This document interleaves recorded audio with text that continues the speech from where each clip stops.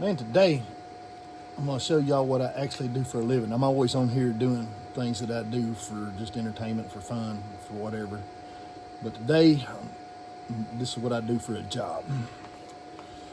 This is a chemical injection pump. I work in the oil and gas business. We sell chemical, and this is the tool that we use to get it from the ground level downhole. And sometimes they work, sometimes they don't. And when they don't, it's my job to put them back together. So here's how it's done. This one right here is kind of everybody's nemesis.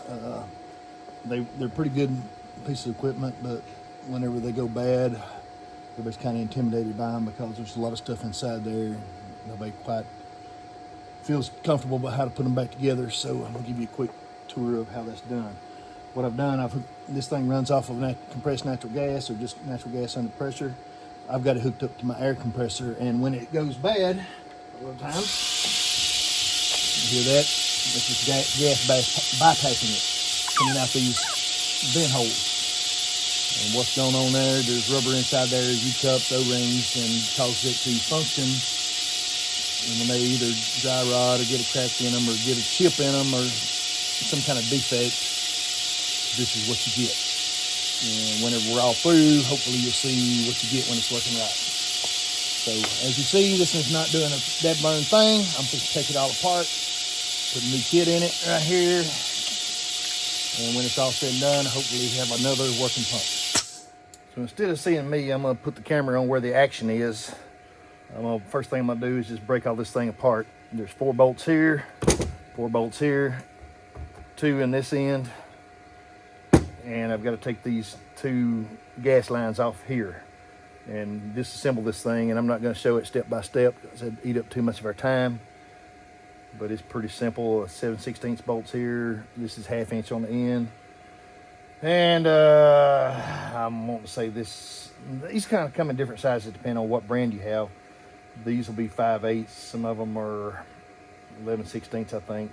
But nonetheless, just disassemble it, break it all down, and from there, then we'll get into the good stuff.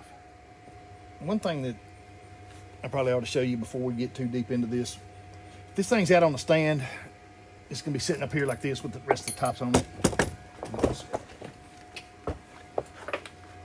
Anyway, you pull these 2 bolts out here on the bottom.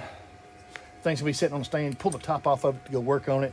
This part here is totally separate. If your packet is not leaking here, or these check valves are not bad here, then you're in pretty good shape on that end. Most of your problems are up in this end. So pull that apart. There's a little ring that holds this, retainer ring holds that on. Reach in there with a pick that apart, pull this plunger off so that this can come apart. Other than that, getting this thing broke down is pretty dead blame simple. So when it's all torn apart, you'll just have a big old pile of junk like this. And if you'll notice, there's a lot of black crap on these pieces. And that is because in the part of the world where I'm working, we have a lot of iron sulfide in our gas or, in our fluids coming out of our wells. And it winds up getting deposited in these pumps. And generally you see all that build up there. That's what causes these things to function or not function, as you saw early on here. So first thing you need to do is clean all that crap up. And a lot of times, whether it's that or some other deposits in there, it still needs to be cleaned. What you see there is not what it should look like. It should be all pretty well polished up whenever you're ready to reassemble it. So that's step 2 in the process. Once you get it broke down, is just get it clean. So WD-40 and mineral spirits are probably your 2 best friends there. So just get to work on cleaning it all up and taking all the rubber out, and then we'll work on reassembling. So on the top end of that pump, you've got some exhaust holes that you need to pay attention to.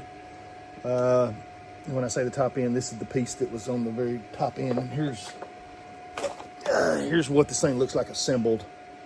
Is this piece right here. You have an exhaust vent here, and then just opposite where these 2 fittings come out, there's another one there that it's probably gonna be hard to see, but anyway, it's there. And then internally, there is one here. This is a pin to line everything up with. This is one that gas has to pass through. take a can of WD-40 with a straw on it, and these straws fit these holes exactly. Run it through there, wash it out, give it a little squirt. If it doesn't go in there, if you've got a gas supply that's wet all the time, then you're going to have salt built up on these exhaust holes, and that's probably your problem. And you can a lot of times just wash it out with a can of this without ever taking it apart. Just shut the gas supply off, cram that in there, just give it a good squirt. Water would do even better. But check all those holes, make sure that that straw will fit in there. If it doesn't, then you need to get it keep working it until you get it clean enough to where that straw will go in there to where it bottoms out. On this one, it'll bottom out on this one. It will not bottom, it'll just pass through here. This one's exactly opposite. So if you've got a straight enough straw, you could actually pass it all the way through, but make sure they're clean. So when you open that sack of goodies there, you're gonna have, I don't know, let's see, 2, 4, 6, 8, 10, 12, 14, 16 pieces in it, looks like. And they all have a specific place they go, and I'll try to go over this as we reassemble it. But this big wiper ring goes on this plunge piston here. There's a small U-cup that'll go down in here. There's 2 larger ones that will go into this piece here. These 4 O-rings are just for sealing the body of it as you put it together. And of course, these smaller ones also have their place. But again, we'll go over that one at a time. I just want to kind of let you know what to be looking for whenever you open the bag. All right, first thing, like I say, it doesn't have to be cleaned down in here because, well, it's just kind of permanent almost where I can't get it loose. But what matters is, does it seal around here, and then does it seal inside this body whenever it rides in there? As long as no gas is getting by, you'll be fine. Put that on there.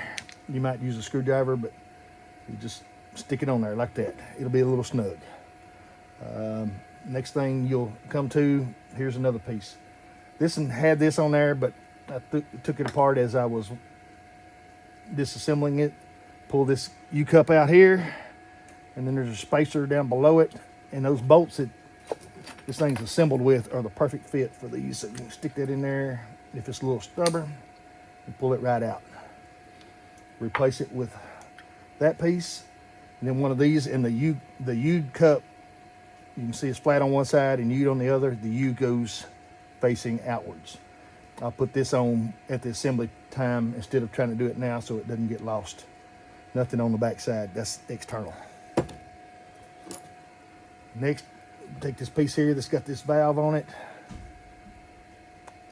Take your pick, dig in there, pick that thing out, throw it away, put your new one in it.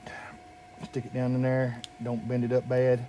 Make sure it's all the way down in there. There's a little slide it rides in. Make sure it's smooth. Flip it over, and at his point I'm gonna stop here because I'm gonna have to get some snap ring pliers to dig that out. Once you've pulled all that crap out of there, there's 2 of these very small U-cups that go in there. There's 2 of them stacked on top of each other. So take your 2 new ones. U side up, not the flat side. Flat side will go down. Stack them one on top of another, double sealed. It'll come with a new snap ring to put in there. Now, I said I was going to get the snap ring pliers, but I lied to y'all. I just dug it out with a pick, which is very easy. Just take that pick, stick it in the hole, peel it out of there. But going back in there with one of these picks is a little tougher job, and you dang sure don't want to stab a hole in your brand new seal. So if you're not real good with that, then just go find you a pair of pliers. Also, while you're working on this piece, take your crescent wrench and break this thing loose and just screw it all the way out. I've already done this off camera, so I'm not going to do it again, but basically it'll come out, and it'll just have a little, basically a needle that sits in a seat down in here. That needle goes down in a hole and sits down here. The more you tighten it, the less gas gets through, slower the thing will go. Take it out and wipe the end off of it. Make sure it ain't got no trash on there, because that'll cause you more headaches than you want to have to deal with. So that's an easy little thing to save yourself a lot of headache down the road. Let's see, what else do I need to fix on here? No, we've already done that one. We've already done that. Oh, this one here. All right. With this one, you got these 2 larger U-cup deals. When they go in, they're going to face each other. In other words, where they can catch gas. You down on the top one, you up on the bottom one.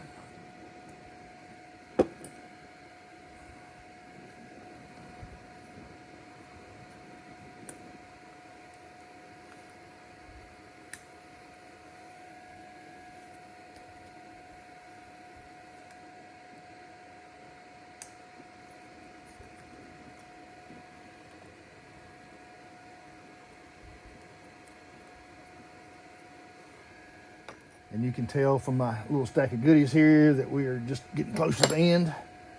We got one more U-cup, and it goes in this. This is a spool. And then there's two D-slides on it up here in my other pile of junk somewhere.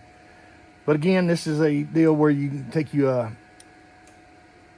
either a pick and dig that snap ring out, or a pair of snap ring pliers and pull it out.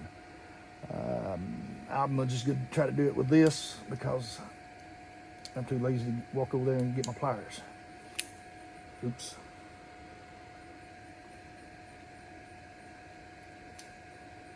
Yeah. It would help if I could see too. I'm getting old and blind. And I flung that out there, but I ain't gonna reuse it anyway. Take that, take one of these bolts, stick it up in there. There's a little spacer that they don't, for some reason, don't decide you need a new one of these, so you got to keep that. But down inside there, there's the last one of these. Put them threads on that bolt, reach in there and grab it. Pull it out. Now, once you get that pulled out of there, the very last thing is this U-cup goes back in. And this is probably the place that causes the most confusion of anywhere else on this whole deal. The U goes in. In other words, you should be looking at the flat end of that when you put it in. Put it in, take the head of that bolt, and it'll scooch it right down there to the bottom. Put your spacer back in it, secure it all with this snap ring, and then we will start the reassembly process. Now for reassembly, this piece, like I say, it's got a pin in the bottom, it's flat on top. Set it upright like that.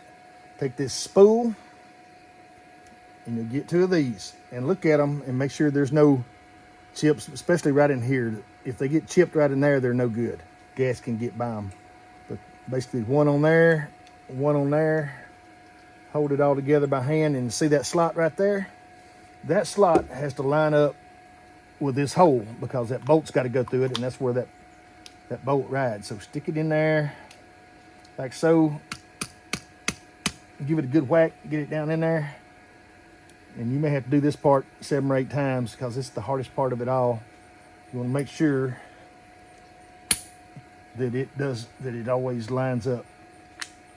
Because if it don't line up, like this one is not this first time, you got to pull it back apart and try it again.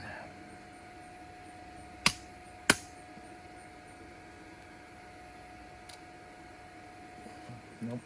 So like I say, keep working that thing in there until this screw can go all the way down by hand. If you've got to put it on with a wrench or a socket, all you're gonna do is drive that pin through this plastic and break it, and then it's no good to you. It won't move, and even if you take it apart and get it lined up right, you'll have cut a gash in it, and it's not gonna be any good anymore. So once you got it to where you can screw it down by hand, you know it's lined up. So that piece is assembled. Take your piston and put it together with this, and this sleeve, with the cylinder wall, doesn't really matter if the writing's up or writing's down. That has nothing to do with any of it. But whenever it goes together, that plunger has got a hole in it bored in this way. Across it that on one end, and through it on the other end. The end where it goes through it goes to the top, and the hole that goes sideways goes to the bottom. Let's see, so the top end of it is here. You got to have one of these, and I tell you what, if you'll take and spray a little WD-40 on that, that'll help it stick. When you put it all together, you won't have to worry about that O-ring falling off. Put it on there, line all that up, make sure that it don't get pinched. The top end of it, there's a pin here, goes in a hole there. It also has to have a ring to seal it. A little more WD-40, stick it in there. Now what's gonna have to happen here is this has got to fit down inside this hole here. And that pin has got to line up with that hole there. Sounds pretty complicated, but the reality is it'll generally fall in there quite easily. And there it is, just like that. Take this, Give that an O-ring.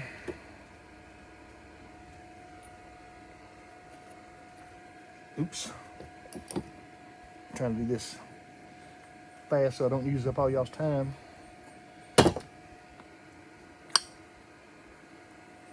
Put that in there. Make sure all these line up, facing the same way, and then start bolting it back together. So I bolted it all back up. There's 8 bolts. The longer ones go on this end of it, shorter ones go down here. That's pretty self-explanatory. Put the pin back in this plunger, get it on there. There's a little keeper ring that holds it all in place right there. We will put this back on it, the head end back on it, and it doesn't really matter if it goes this way or this way until you get it back out on location. And they're probably, half of them are going to be designed to go this way and half of them the other way. So just be prepared to change it when you get out where you're going with it. Bolt it down and torque them down. But like I say, all this stainless, don't torque the crap out of it, because if you do, you're going to gall that stainless. Put it on there snug where it won't come back apart, but don't get crazy with it, because if you do, all you're going to do is have yourself a pump that you can't get back apart again. About like so. You saw what I was doing there. I mean, you want it tight, but you don't want it so tight that it'll never come back apart, because stainless will gall. When you're putting this back together, do the short one first. The long one will go on the outside of it. The short one will go into this hole closer to the center of the pump. The long one will go in this hole closest to the very tip top. Like I say, once you put this thing together, put the short one in there first, because you can see the long one goes over the top of it and you won't never be able to get that in there. One more thing, when you're tightening these down, stop them with the flat parts.